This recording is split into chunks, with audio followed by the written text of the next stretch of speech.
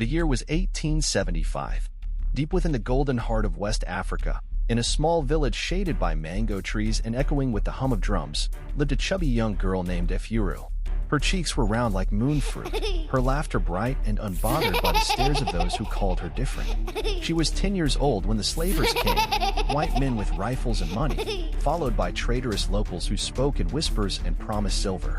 One evening, while chasing goats by the riverside, Efuru vanished from her world, stuffed into a sack like a stolen chicken. Days later, she found herself on a ship that stank of blood and salt.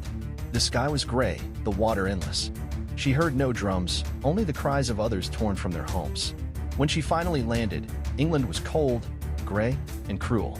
She was sold at a market, examined like livestock, then purchased by the Fairchilds, a wealthy British family with no warmth in their name. Lady Beatrice Fairchild eyed her with distaste. "Ugly little thing," she had muttered. Efuru became the family shadow. She swept halls, scrubbed pots, and polished shoes she would never wear. They called her the creature, never by name. Other children in the house were forbidden from playing with her. Her accent, her dark skin, her size, they made her an object of ridicule. She had no mirror, but she saw herself through their words, hideous, worthless, unloved. And yet, every morning, she hummed her village songs. She danced in secret when the floors were done. Somehow, despite the darkness, Efuru smiled. She hadn't forgotten the sun. Not yet. Years passed, and Efuru grew into a teenager within the cold walls of the Fairchild estate. Her body thickened with strength from the endless chores, her hands hardened from scrubbing icy stone floors, yet her spirit never fully withered. The other maids barely spoke to her, either out of fear or disgust learned from their masters. Efuru was the girl in the shadows, the one people ignored. Unless something went wrong.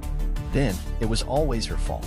She ate last, slept in a cramped wooden room behind the kitchen, and wore old, patched clothes discarded by others. Her only companions were the pigeons that gathered outside the scullery window. She named them and fed them crumbs when no one was looking. Once, she caught her reflection in a polished silver tray round face, dark eyes, full lips. She had paused, startled. The girl looking back didn't seem ugly, just lonely. Despite the pain and insults, Efuru found quiet ways to feel joy. She carved shapes into the soap she used for cleaning. She whispered Yoruba lullabies to herself while folding stiff bedsheets. When the house emptied for parties, she would sneak into the drawing room and touch the piano keys, one note at a time, soft as breath. These were her stolen treasures, her secret rebellions. But the cruelty never stopped. "You'll never be anything," Lady Beatrice hissed one morning after Efuru accidentally dropped a porcelain cup. "No man will ever look at you twice. You're nothing but a fat, black shadow." Efuru didn't cry. She bowed, cleaned the mess, and later that night, sang herself to sleep. Her mother once told her that a smile in suffering was a kind of magic. And magic, no matter how small, was still power. One drizzling autumn morning, Efuru was sent on an errand for Lady Beatrice. The order was clear: deliver a letter and collect lace from a merchant near the docks. It was her first time leaving the estate grounds alone. Wrapped in a too-thin shawl, with her heavy boots sloshing through muddy streets, Efuru stepped into a world she barely knew. The city was a maze of gray buildings and rude voices. Horse-drawn carriages rumbled past, splashing dirty water onto her skirt. She clutched the coin pouch and paper with both hands, silently repeating the address in her mind. But somewhere between the bakery and the bridge, the road shifted. Street names blurred. She turned a corner, and it wasn't the right one. She turned again, and again. The buildings all looked the same, and panic began to rise in her throat like bile. The scent of coal smoke thickened in her nose. She asked for directions, but most ignored her. One boy snickered and shouted, "Go back to the jungle," as he ran off with his friends. Then, the worst happened. While pausing in a narrow alley, a scruffy man with broken teeth lunged from the shadows. He yanked the pouch from her hand and shoved her to the ground. The letter crumpled in the mud. She cried out, but no one came. Alone and cold, she collapsed by a water barrel and began to weep, loud, shaking sobs. Her dress was torn. Her lip bled. She was lost in a world that did not care if she vanished forever. Then footsteps. Not harsh, not hurried. Slow, careful. A voice, young and warm, spoke above her. "Are you hurt?" She looked up through tears and saw a face, soft green eyes, light brown curls, and concern etched deep. A young man, dressed in a wool coat and kindness. That moment would change everything. The young man knelt beside Efuru, careful not to startle her. "It's all right," he said softly. "I'm not here to harm you." His name was Thomas Whitmore, a painter's apprentice who often wandered the streets for inspiration. He offered her a clean handkerchief, which she took hesitantly. For a moment, neither of them spoke. Then she tried to stand, wincing from the fall. Thomas offered his arm without hesitation. Efura wasn't used to being treated with care, especially not by someone who looked like him, wealthy, fair-skinned, and clearly from a different world. "They took everything," she whispered, ashamed. "I was just trying to do an errand." Her voice cracked, her accent heavy. Thomas didn't flinch. He only listened. Then, with a gentle smile, he asked if she would allow him to walk her somewhere safe. They sat under the overhang of a bakery shop to wait out the rain. Thomas bought her a warm bun and some milk. It was the first time in years she had been offered food rather than leftovers. She told him her name. He said it was beautiful. Efuru, he repeated like a promise. She didn't tell him much, only that she was a maid and had gotten lost. She was too afraid to say the word slave. But Thomas saw enough in her bruises, her eyes, her silence. He knew. The way she flinched when he spoke too loud. The way she shrunk into herself when someone passed by. "I'll help you get back," he said at last, his voice firm. "But if you ever want to leave that place, I can help with that too." Efura stared at him. No one had ever offered her a choice. Not until now. She didn't know it yet, but the seed of freedom had just been planted in the most unlikely soil. Thomas escorted Efura back to the Fairchild estate, keeping a respectful distance. As they approached the gate, Efuru's steps slowed, her shoulders folding into themselves. "You don't need to walk me in," she said, almost in a whisper. "If they see you, they'll ask questions." Her eyes didn't meet his, but he noticed the tremble in her hands. "I understand," he said, "but I'll come again. Will you be all right tonight?" Efura gave a small nod, though her heart clenched. He watched her disappear behind the heavy gate, swallowed again by the shadows of that cold, cruel house. Inside, punishment awaited. Lady Beatrice screamed when she saw the mud on Efuru's dress, the missing lace, the ruined letter. She was slapped and made to kneel in the scullery for hours without food. Yet something had changed in Efuru. As the cold bit into her skin and the servants passed without pity, her mind returned to Thomas, the kindness in his voice, the way he said her name. Someone saw her. Someone thought she was worth finding. The next week, he returned. Disguised as a customer shopping for linen, Thomas slipped her a folded note when she came to the door. "Meet me by the garden wall after dusk. Tea." Her heart raced.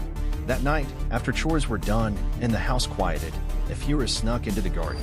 The air smelled of damp earth and wild roses. And there he was, waiting, with a lantern and a sketch pad. "You came," he said, beaming. "You meant it," she replied, barely believing it. They talked and laughed. She told him about mango trees and village songs. He told her about paintings, the stars, and books filled with wonders. For the first time in years, she felt like a girl, not a servant, not a burden, just Efuru. And Thomas, he was falling, not out of pity, but something deeper, something real. Over the next few weeks, the garden became their world, a hidden pocket of hope behind the cold stone mansion. Efura would sneak out after her chores, and Thomas would be waiting, sometimes with a warm blanket, sometimes with a pastry, always with that soft, steady smile. He brought books and taught her to read in whispers. She told him her favorite songs, and he hummed them badly just to make her laugh. One evening, he brought his sketch pad again. "Sit," he said. "I want to draw you." Efura hesitated. "Why? I'm not pretty." Thomas looked at her as if she had said something blasphemous. "Efuru, you are the most beautiful person I've ever seen. Not because of your face or your size, but because of your light. You don't even know how brightly you shine, do you?" No one had ever spoken to her that way. Her throat tightened, and she blinked fast. She sat quietly while he drew, cheeks warm under the night sky. When he turned the page to show her, tears slipped down her face. It was her, but softer, stronger, eyes lifted towards something brighter. "You made me look like I matter," she said. "You do," he replied. But back inside the estate, things were growing tense. Lady Beatrice had noticed Efuru's slight changes, the hidden smiles, the faint scent of flowers on her dress. Suspicion crept into her voice. "You've been sneaking about, haven't you?" she hissed one morning. "You think you can dream? Girls like you don't get dreams. You get brooms and beatings." Efuru said nothing. But her silence was no longer the silence of defeat. It was the silence of someone hiding a flickering flame. And Thomas, he was no longer content to watch her suffer. He had begun to make plans. Dangerous ones. Thomas could no longer sleep. Efuru's story haunted him. How a girl so full of warmth could be caged like an animal in the house of those who saw her as nothing. Each time he looked into her eyes, he saw strength veiled in quiet suffering. He knew he had to act. He began writing letters to abolitionist allies, making inquiries, gathering documents. But more than that, he was preparing to do the unthinkable, confront the Fairchilds. Efura tried to stop him. "They'll destroy you," she warned during one of their secret meetings. "People like me don't get saved. We survive." But Thomas looked at her as if she were royalty. "No, Efuru, you deserve more than survival. You deserve to be free, to be loved, to choose your own life." The plan was bold. Thomas had traced Efuru's kidnapping records through contacts at the port. He located the trader's name and gathered proof of her illegal sale. Slavery was outlawed in Britain, but domestic servitude masked much of it under different names. With the evidence, he could appeal to the courts, but he also needed her voice, her courage. The night before he was to present the case, Thomas came to the garden pale with urgency. "They know," he said. "Lady Beatrice found the sketches. She's furious. We have to go tonight." Efuru's legs shook. She had never stepped beyond the gates alone since her first errand. But she looked at him, and something inside her rose. No chains, no shadows, just a trembling heart daring to beat freely. She packed what little she had, a comb, a torn photo of her mother, the cloth doll she'd sewn years ago. Together, under a moonless sky, they slipped through the hedge at the back of the garden. The stars bore witness as a girl once called worthless ran toward her destiny, with love beside her. The journey to freedom wasn't swift, and it wasn't easy. Thomas hid Efuru in the attic of his art mentor's cottage on the outskirts of town. The woman, an elderly widow named Mrs. Agatha Bell, had once campaigned for the abolition of slavery herself. When she met Efuru, she embraced her like a long-lost daughter. "No one should live like that," she said. "Not while I still draw breath." With the documents Thomas gathered, they took Efuru's case to the local court. The Fairchilds denied everything, insisting Efuru was a voluntary servant, that they gave her shelter and food out of charity. But the tide was turning. Thomas's contacts brought in records, shipping manifests, even the name of the man who had delivered Efuru across the seas. The judge listened. For once, the truth held weight. After weeks of waiting, the verdict came down. Efuru was not a servant. She had been a victim of trafficking. Her so-called employment was declared unlawful. She was free. The news spread quickly. Some people grumbled. Others whispered. But Thomas stood tall beside her, not as a savior, but as a man who had chosen love over comfort, truth over silence. When he proposed to her beneath the oak tree near the court steps, Efura couldn't speak. She simply nodded, tears rolling down her cheeks. Their wedding was small. No grand ballrooms, no nobles. Just a garden, blooming with the flowers Thomas had painted from memory, and a white dress Mrs. Bell had sewn with shaking hands. Efura danced barefoot, laughing with the joy of a woman who had come through fire and still bloomed. Years later, she would become a writer. She told her story of pain, of survival, of the magic in small smiles. And always, she began it the same way. "My name is Efuru.